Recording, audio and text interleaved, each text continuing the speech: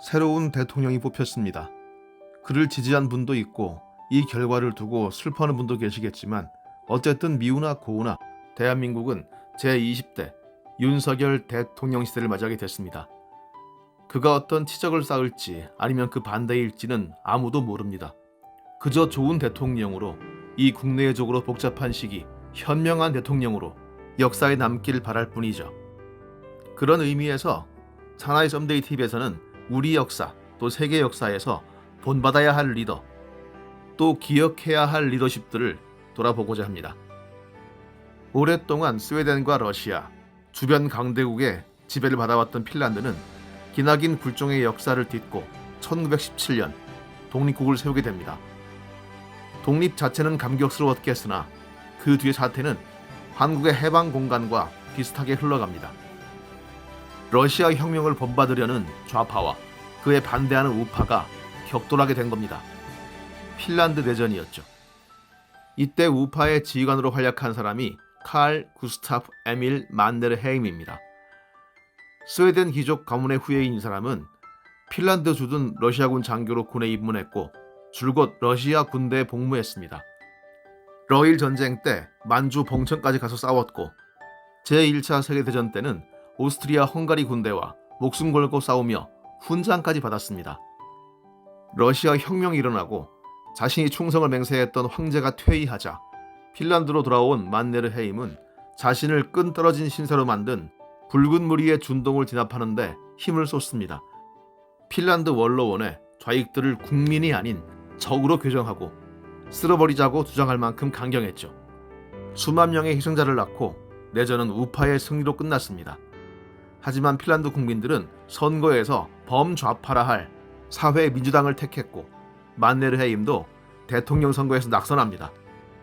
전쟁 영웅으로서 무력을 동원하여 집권할 수도 있었겠지만 그는 깔끔히 물러서고 세계 여행을 즐기는 등 귀족적인 노후를 보냅니다. 그러나 핀란드를 지배했던 러시아, 이제는 공산 국가가 된 소련의 독재자 스탈린은 핀란드에 대한 야욕을 포기하지 않습니다. 왕년에 러시아 제국의 수도였던 상트페테르부르크, 즉 레닌그라드 근처에 바싹 다가와 있는 독립국 핀란드가 영 마땅치 않았던 겁니다. 스탈린은 핀란드의 국경선을 저반치 물릴 것을, 즉 영토를 할양할 것을 요구합니다. 오늘날 러시아의 푸틴이 우크라이나에 완충지대를 요구하는 것과 비슷한 양상이죠. 핀란드가 거부하자 스탈린은 기다렸다는 듯 인구 350만의 나라에 55만의 대군을 들이밀었고 만네르헤임은 침략에 맞서 일치단결한 핀란드인들의 사령관으로 복귀합니다. 기세등등했던 소련군은 혹독한 추위와 핀란드군의 용맹함 그리고 만네르헤임의 치밀한 전술 앞에 참담하게 무너졌습니다.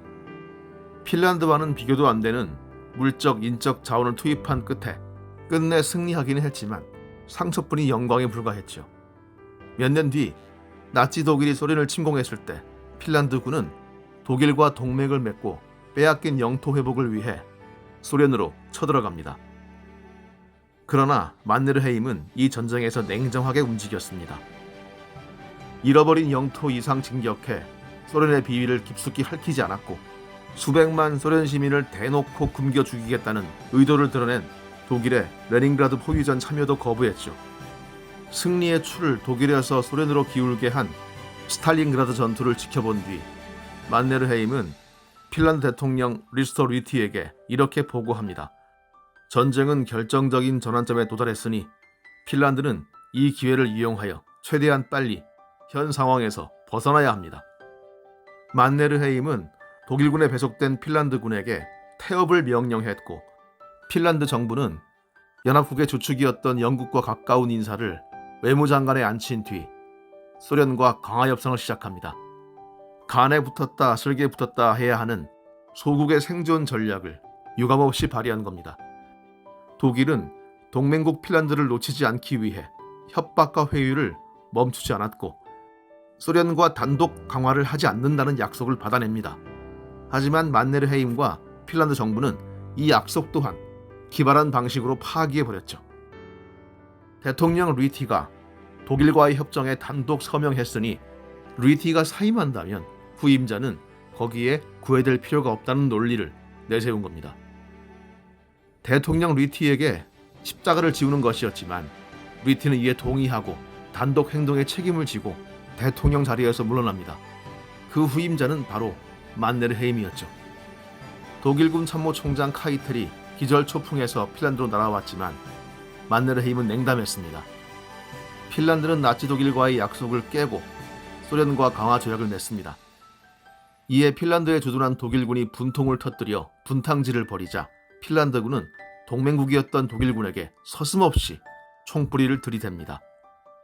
적에게 역부족일 경우 즉 소련에게 고개를 숙였지만 복수를 위해 적의 적, 즉 소련의 적인 독일에게 접근했고 소련이 다시 득세할 기미를 보이자 냉큼 돌아서서 독일을 저버렸던 핀란드.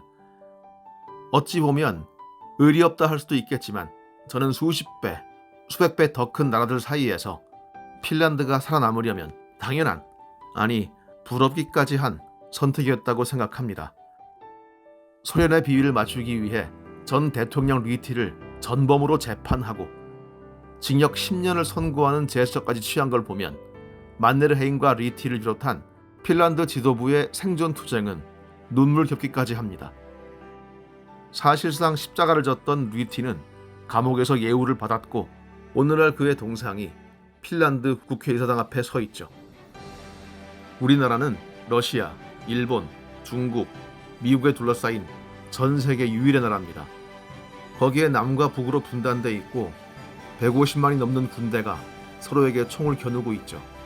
이 상황에서 우리가 택할 수 있는 최대한의 지혜를 발휘했으면 좋겠습니다. 친미이든 친중이든 친일이든 친러든 명분이 아니라 실제 우리의 이익에 맞게 행동하는 대통령이었으면 좋겠고 강대국 소련의 물량 공세와 인해 전술에도 무너지지 않았던 핀란드처럼 고슴도치 같은 가시를 지닌 나라였으면 좋겠습니다. 대한민국의 생존과 번영을 위하여 신임 대통령이 핀란드의 만네르헤임과 같은 리더십을 발휘할 수 있기를 바랍니다.